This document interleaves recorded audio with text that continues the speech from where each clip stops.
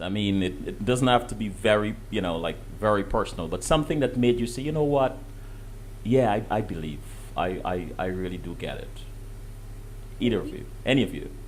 I would say this is a part of our story. Like,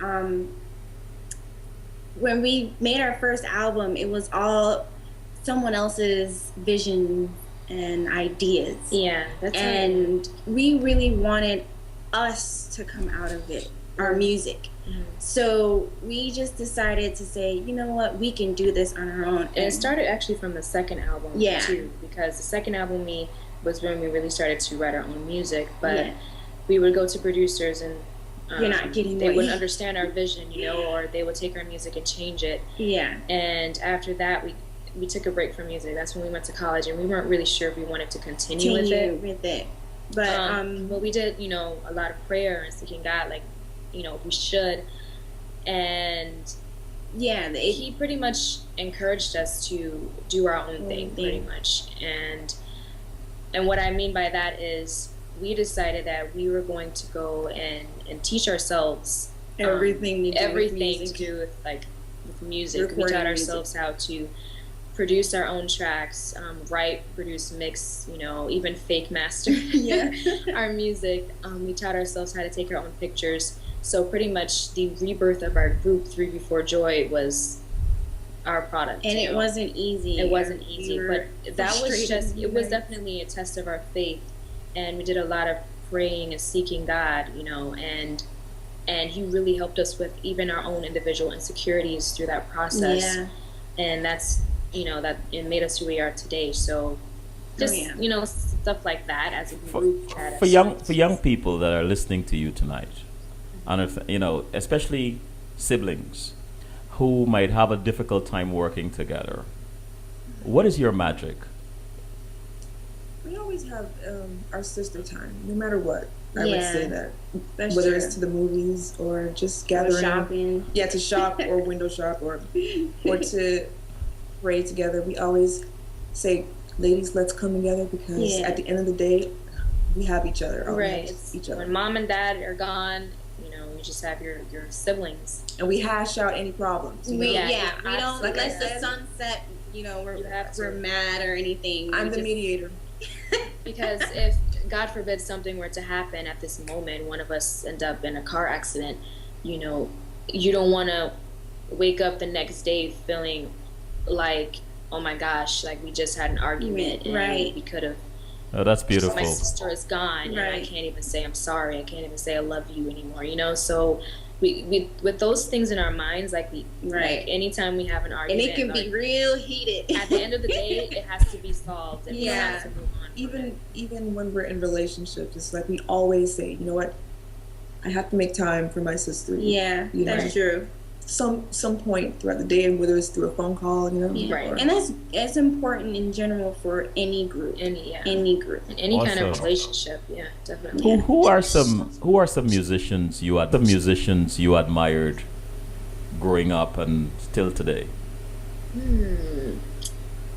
Lots. That's a hard question. Oh my gosh. I love. For some reason, I love Aaliyah growing up. I loved her music. God bless her. What's that? Who's that? Aaliyah. Aaliyah, I see.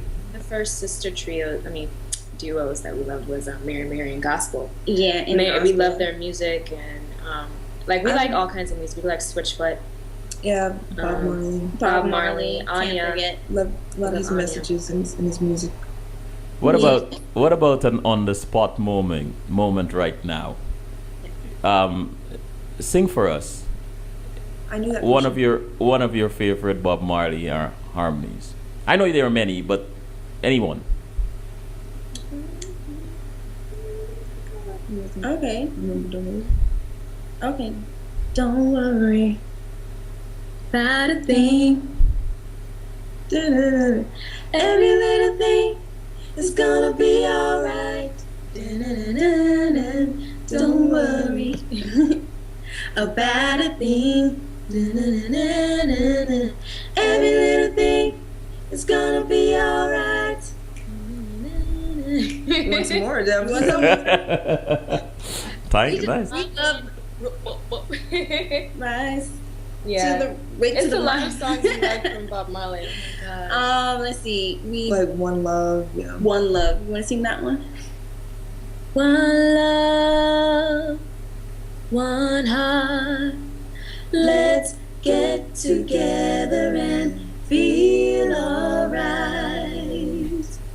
One love, one heart. Give thanks and praise to the Lord, and I will feel alright. Let's get together and feel alright. Harmony. How did you tap into that? You teach harmony, but how did you discover your harmony How did you discover? and develop it? I think it started like Claudia said with Brother Dwayne Walters, who taught us the basic harmony. Yeah. And I think we sort of stuck with the part that we were given first. Right, yeah. Like Heather Like, would I always sing do the high. soprano. Claudia would always do the melody or the main, and Dominique would. Because I remember I was low at one point. You I were? don't know. He was trying me in different Because sections. when you're smaller, you can Yeah. Well, always she do found her weights in the middle. Yeah. And then, Yeah, at first we stuck to our own like little It's like funny, I used to okay. be afraid to do soprano. Like I would like That's freak true. out, and Dominic I too. was- But But see, as our voices matured, I realized that mine started to go lower, and then Heather's voice started to go higher. And then And then Claudia mine just just sort of kinda- found herself in the middle. yeah. Is that Yeah. so? Do you guys interchange sometimes, or you just like Yeah, We do now nowadays, we do. yeah. Mhm. Yes, we do, and we trick people a lot. Yes, we do. On Yes. our latest album, that's what we do. Yes. Yes, We we switch We switch a lot. switch a lot, but Yes. we always get like that we sound like angels and things like that. But it's really like we just found ourselves. It's just an inner thing. I can't really explain it. Like we just put our all into Right. It's kind of like just starting a song and letting the art flow from Yeah, within. there you go. The paintbrush just like- go where it needs to go. When I walk into a store and I'm hungry and I just grab ingredients and just slap them together. It's like that with music. Are you sure? One it'll come person out just good? starts singing, and then someone else, and then it's just art flows. So harmony is very organic and just authentic from where it comes from. and whose decision it was to start teaching harmony? I think it was was mine. unanimous. No, It was yours. It was an idea. As you can Remember? see, the little sister likes to take all the credit. No, it was mine. I'm telling you. And then at first Heather was like, no, I don't want to do that. And then I was like, why not? Yeah. But then eventually she was like, wait, I have an idea. We should do this. And I was like, Do you remember your first client and their reaction to you? Oh, you mean in teaching harmony? Yes, it was. We sing the worship at a church, Joy of Faith in Palm Beach. In Palm Beach. And I remember the first time we went up there and actually taught them a song in harmony, and their faces just lit up. Yeah, they're like, This is what we've been harmony. missing. Wow, It was Yeah. like something out of the movie Sister Act. It was it's awesome. in everyone. It's Yeah. in everyone. What was a defining moment for you when you when you were during teaching someone or a group of people harmony? What was a like an aha moment for you during one of those sessions? Like an aha, like this is what we were called to do. I'll tell you what, this is my fault. Let me rephrase the question. As you're teaching harmony, describe a moment when you realize, my gosh, we are onto something here. I think it was a YouTube video we put up.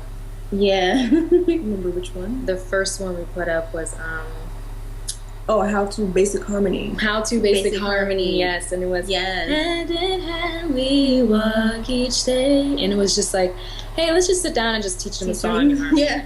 Right? So we sat down. It's like, okay, you guys, like, I mean, the camera was out of focus and everything. Like, I didn't even That's look true. right. I didn't even put on makeup. Like, I just looked ridiculous. And we just sat down and I was messing up my chords. But I think it was the 3 tips that we gave. Right. It was like, so they're starting to really get it. But how do we know? Like, when we put it up on YouTube, like, the video just sort of kind of just took on its own life. And people were watching it all around the world. Oh my gosh, like, thank you for this. Like, this is the best harmony how-to on YouTube. Like, this really helped me. We're like, seriously? Really? So that was the aha moment for us. And we weren't even trying, so it was kind of like, you know what? Take me through a typical day in the lives of you three beautiful young ladies. When you're not on tour, you're not on a concert or something. What is a typical day like? I'll let Dominique answer because I've been talking a lot. What? Oh, well, okay. Individually or collectively? You can. I guess I could start off with how we wake up early, like 6 o'clock in the morning, for prayer where we pray together, and then our day starts because I have a little 2-year-old son, so I have to get him, his food and everything, make sure he's okay, dress him, let him run up and down and play. I have to teach him, and then we get together and start with planning for the whole week. YouTube videos. We do that for an hour, and then we say, okay, this is the day we can rehearse because we have to work around our schedules. And then, of course, you can't skip breakfast. And then or going to the restroom. Yeah. Do you always agree on your strategy? What was that? Do you always agree on your strategy for the day or your plan for the day? No, it changes every week. There's always some loophole. Always. Like, no matter how much we try to have a set schedule, something happens. I have a calendar and no one follows it. I don't even know where the calendar is. Where's the calendar? Yes, where's the calendar? In her room. But pretty much. And then, of course, social media is like a big part of, Who is the one who tackles social media? So here's what we do. We split it up. Oh, really? But somebody's not working the Twitter. I see. Somebody has Twitter and Facebook. Yeah. Heather deals with, what are you doing? Pinterest. Oh, Pinterest. Which is so easy. Pictures, come on. And that's it? That's all you have. We gotta give you something else. Okay. No, I do with Facebook a lot. So you guys, I want to bring you back to your first album, You're Not Worthy, or You're Worthy, and you traveled a lot to promote this album. Did you perform abroad? Yes. Yes, we went to the Cayman Islands. Do you remember your first performance and what it was like when you performed abroad? I remember, was it in Jamaica? Yes, Jamaica. We sang under a tent. And we were doing, was it in that was the second album, sorry. Let's go back. You can answer that question about it.